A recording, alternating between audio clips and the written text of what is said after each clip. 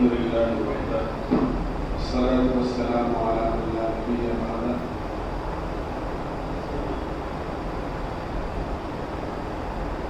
أما بعد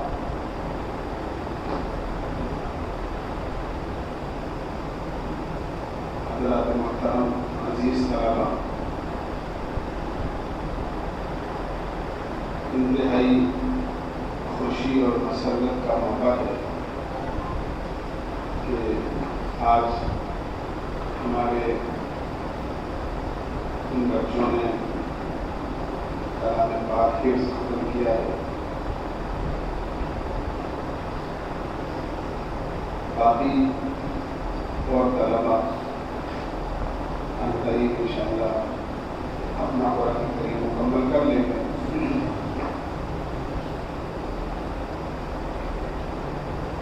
پہلی چیز تو یہ ہے کہ کسی بچے کا گھرانے میں یا خاندان میں قرآن پاک حفظ کر لینا پورے خاندان کے لیے بڑی نعمت بھی ہے اور بڑی رحمت بھی ہے۔ روایتوں کا مضمون بتاتا ہے کہ ایک حافظ قرآن اپنے خاندان کے ایسے 10 آدمی جو جہنم کے مستحق ہو چکے ہوں گے ان کی مغفرت کا ذریعہ اور سبب کرے گا، کیونکہ ایک حافظ پورے گھرانے کے لیے بڑی نعمت ہے۔ میں عموماً عرض کرتا رہتا ہوں کہ اگر ہر گھر کا ذمہ دار اگر یہ طے کر لیں کہ اپنے ایک بچے کو کم سے کم ضرور حافظ بنانا ہے اور ایک بچے کو عالم بنانا ہے، تو چند سالوں میں ہر گھر میں علماء بھی ہوں گے اور ہر گھر میں حافظ قرآن بھی ہوں گے۔ پھر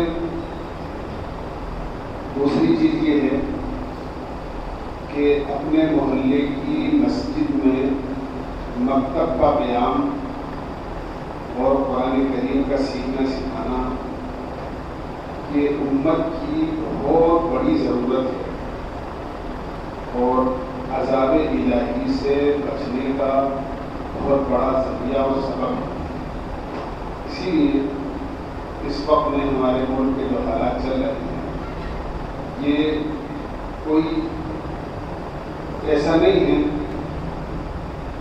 کہ اچانک بغیر سوچے سمجھے کوئی قدم اٹھا لیا گیا ہو،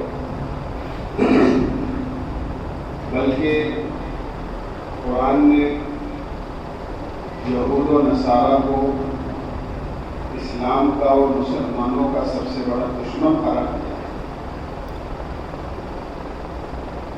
یا ایھا الذین آمنوا لا تتخذوا اليہود والنصارى اولیاء، سختی کے ساتھ منع کیا ہے ایمان والوں کو کہ یہود و نصارہ سے کبھی دوستی نہ کرو،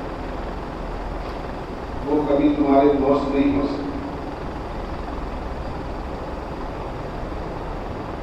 وہ آسمانی کتابوں کی روشنی میں، چونکہ توریت آسمانی کتاب ہے اگرچہ اس میں تحریف کرتی ہے ان لوگوں نے، انجیل آسمانی کتاب ہے اگرچہ اس میں ترمیم اور تحریف کرتی ہے ان لوگوں، لیکن وہ جانتے ہی اس بات کو کہ خدائی فیصلے کیا ہے۔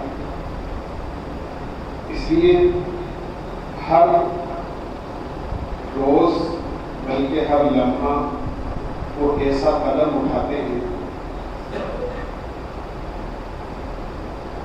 کہ اس کے ذریعے سے کوئی ایسی چیز ایجاد کی جائے کہ اس کی وجہ سے مسلمانوں سے اللہ کی مدد ٹوٹ جائے۔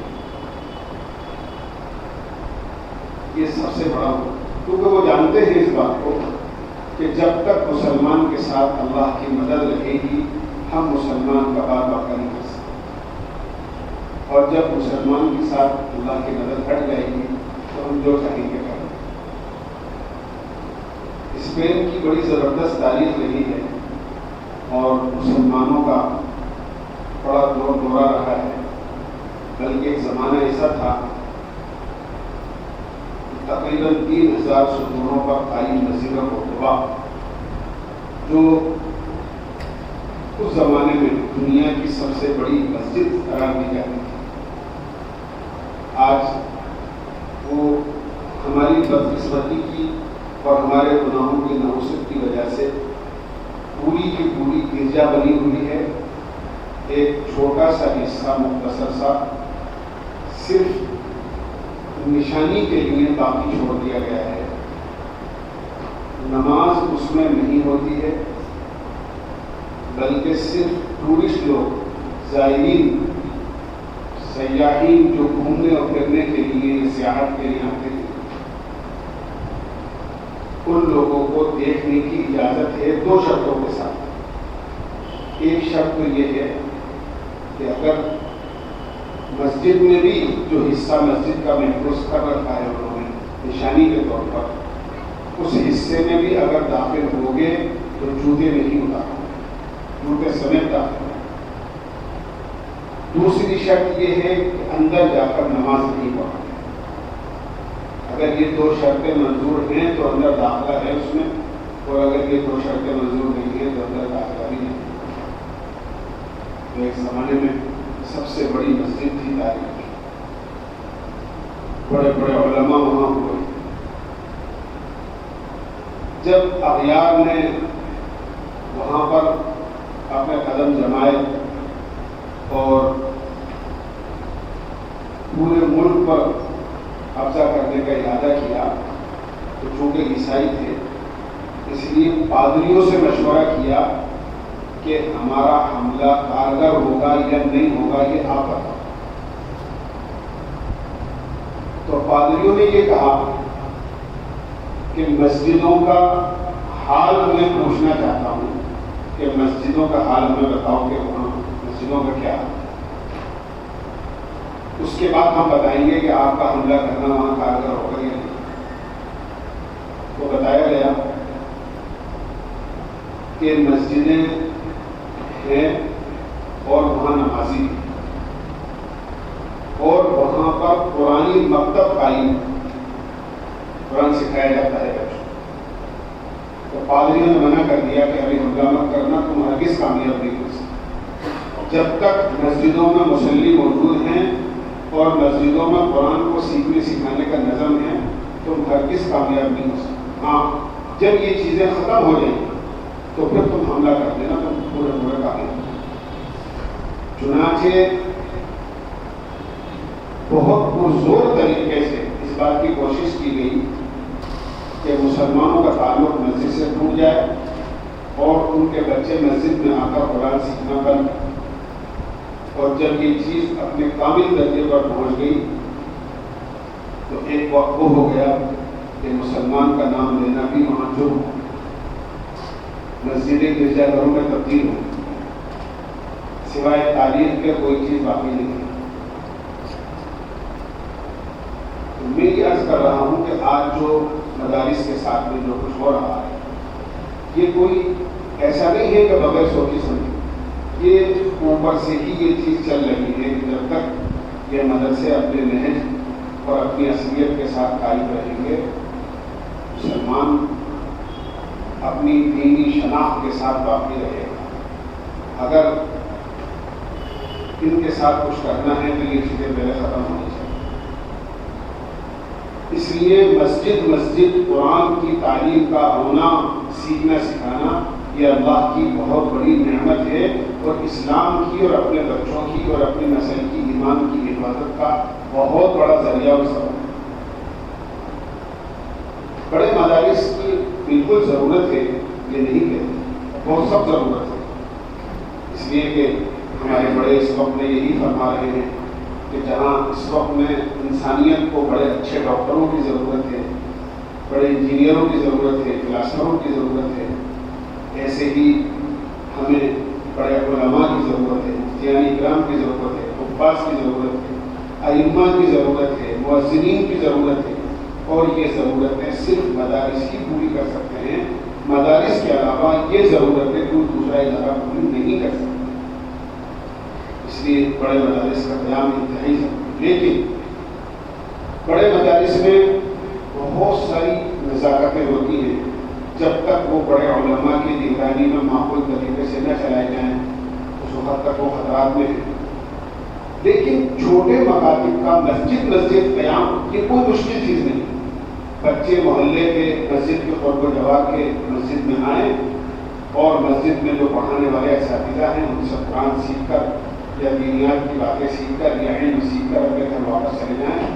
اس میں کوئی خطرہ نہیں ہے، کوئی خوف نہیں ہے، کوئی ایسی چیز نہیں ہے جو ہمارے لیے قابل گریز ہے. اس لیے اس وقت میں خاص طور سے ہمارے بڑوں نے تو بہت پہلے سوچ لیا تھا. حضرت شیخ الہند رحمۃ اللہ علیہ جب مالٹا کی جیل سے آئے تو یہی فرمایا تھا کہ مکتب کا جال پورے ملک میں بچھنا چاہیے، یہی دشمن کے زیر ہونے کا ذریعہ اور سبب ہے اور اسلام کی حفاظت کا ذریعہ ہے. آج جو کچھ انہوں نے فرمایا تھا آج وہ بالکل لازمی طور پر اس کا کرنا صاف نظر آ رہا ہے کہ یہ ہونا بہت ضروری ہے. اب تک جو غفلت ہو گئی اللہ اسے معاف فرمائے. ہر مسجد مکتب کا قیام ہو. آپ کی مسجد میں جو مکتب الحمدللہ چل رہا ہے، یہ حضرات قاری صاحب ہیں، مولوی صاحب ہیں، رحمانیوں میں جس وقت پڑھاتے تھے میں اس وقت سے باقی کو آنا جانا ہوا. وہاں پر اسکول کے ساتھ میں بچوں نے نورانی قاعدے سے قرآن پڑھنا شروع کیا اور حافظ بن کر مسجد میں نقاب سنا دیا. اللہ کا شکر ہے ایسے بہت سارے بچے ہمارے لیے صحیح مکتب جو چل رہا ہے، جس مکتب کے 2 بچوں نے جو قرآن پاک آپ کے سامنے سنایا اور ختم کیا اور انشاءاللہ ہم قریب اور بچے جو مکمل کریں گے. تو 10 بچوں کا ہو گیا ماشاءاللہ. اتنی بڑی خوش نصیبی کی بات ہے. انشاءاللہ ہم نے اگر توجہ دی اور ہمارے اس مکتب کو مستحکم اور مضبوط کیا اور پورا تعاون کیا. سب سے بڑا تعاون تو یہ ہے کہ ہم اپنے بچوں کو بھیجیں اور جو مکتب کے مدرسے کے شرائط ہیں ان شرائط کو پورا کریں اور ان کی ضرورتوں کا پورا خیال رکھیں. اس لیے کہ علم جو ہے وہ ایسا نہیں ہے کہ لاؤبالی پن سے حاصل ہوتا ہے، بلکہ علم کا فائدہ تو یہ ہے العلم لا یعطیک بعضہ حتی تعطیہ کلہ. جب تک آدمی مکمل طور سے اپنے آپ کو علم کے حوالے نہیں کر دیتا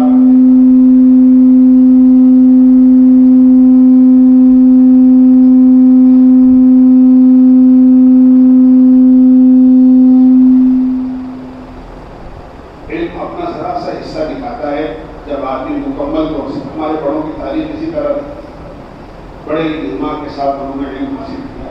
اس لیے ہمارے جو پڑھانے والے اساتذہ ہیں یا منتظمین ہیں وہ جو مکتب اور مدرسے کے شرائط دے کریں اپنے بچوں کو ان شرائط کی رعایت کے ساتھ مکتب میں بھیجیں گے پابندی کے ساتھ میں تو انشاءاللہ اس سے ہمارے بچوں کو بڑا نفع ہوگا اور جلدی نفع ہوگا. ورنہ کیا ہوتا ہے کہ اسکول تو بچے بڑی پابندی کے ساتھ جاتے ہیں، مدرسوں کے اندر بہت پابندی کے ساتھ نہیں آ پاتے ہیں.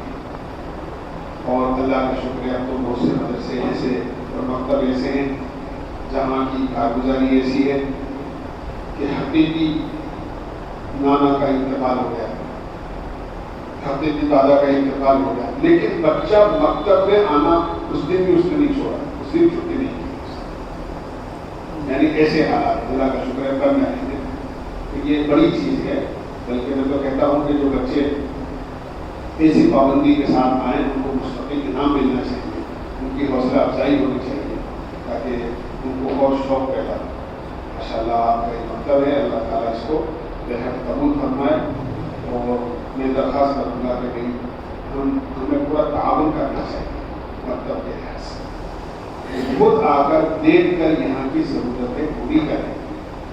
اور سب سے بڑی ضرورت یہ ہے کہ اپنے جو ذہین بچے ہیں، ذہین بچوں کو تو ہم اسکول کے حوالے کرتے ہیں اور جو بچہ ایسا ہوتا ہے جو کہیں نہیں چل پاتا اس کو مدرسے میں بھیجتے ہیں. ایسا نہیں ہونا چاہیے. یہ تو مدرسے کا کمال ہے اور ہمارے پڑھانے والے اساتذہ کا کمال ہے اور قرآن کا معجزہ ہے کہ وہ اس بچے کو جو کہیں نہیں چل پاتا وہ مدرسے میں آتا ہے اور اللہ اسے یہاں چلاتا ہے اور وہ بچہ قرآن پڑھ لیتا ہے، نازلہ پڑھ لیتا ہے، اس کر لیتا ہے، سیاحت کی تعلیم حاصل کرتا ہے. یہ کمال ہے. جو کہیں نہیں چل پایا وہ یہاں چل جاتا ہے. اس کا ذہن کہیں نہیں کھلا، اس کا ذہن یہاں پہ.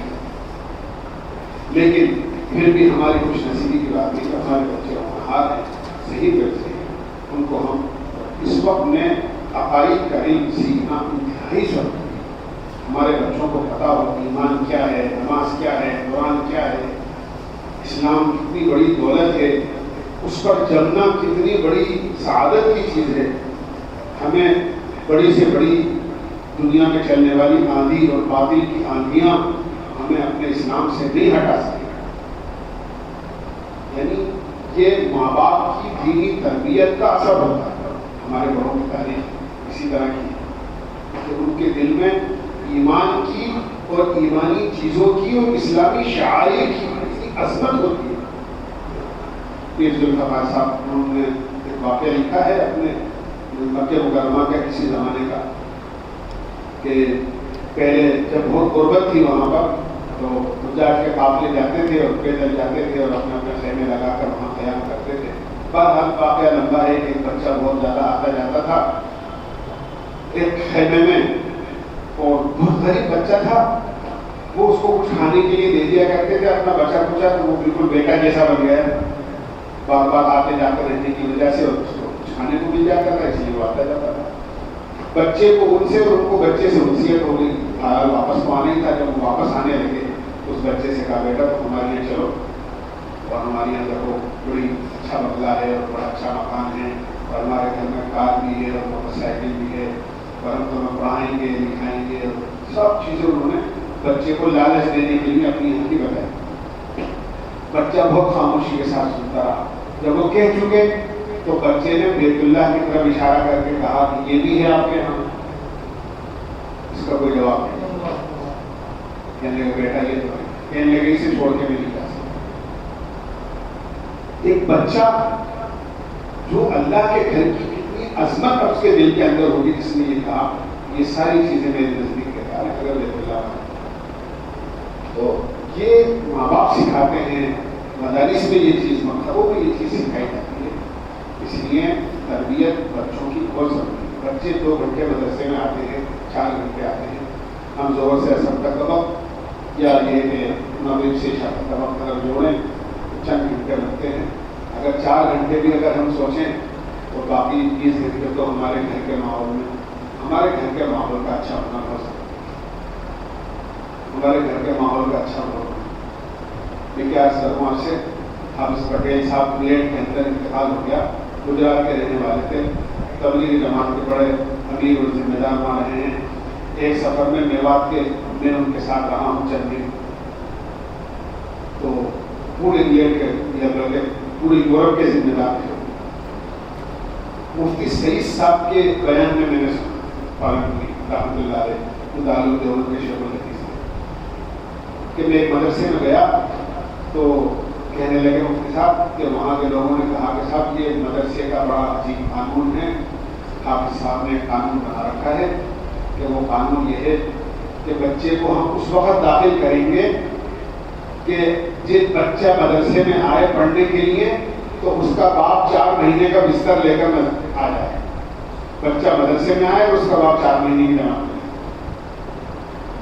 تو صاحب کہنے لگے میں نے حافظ صاحب سے کہا کہ حافظ صاحب یہ کیا شرط لگا رکھی ہے آپ کہ صاحب اس بچے کو داخل کریں گے جس بچے کا باپ 4 مہینے کی جماعت میں جائے. تو اس سے کہنے لگے کہ آپ مفتی صاحب نے بتایا کہ مجھ سے کہا حافظ صاحب نے کہ مفتی صاحب مسئلہ یہ ہے بچہ 2 گھنٹے 4 گھنٹے یہاں سے پڑھ کر گھر میں جائے گا اور گھر کا ماحول اچھا نہیں ہوا تو ہمارے کیے کرائے پر سب پانی مل جائے. لیکن اگر گھر کا بڑا 4 مہینے لگا کر آئے گا تو گھر کے پورے ماحول میں درستگی آ جائے گی, گھر کا پورا ماحول دیندار بنے گا.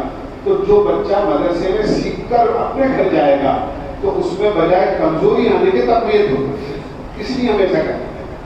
تو میں بھی ایسا کروں گا کہ ان بچوں کو مدرسے میں تو آپ بھیج ہی رہے ہیں, آ رہے ہیں, لیکن چائے کو اتار کر اگر نیچے رکھ دیں چولہے سے تو تھوڑی دیر میں ٹھنڈی ہو جائے گی, وہ پینے کے بھی قابل نہیں رہے گی. لیکن اگر اسی چائے کو تھرمس میں ڈال دو تو اس کی گرمی باقی رہے گی. آپ 2 گھنٹے 4 گھنٹے 6 گھنٹے 8 گھنٹے بعد اس کا ڈھکن کھولو گے تو گرم نکلے گی.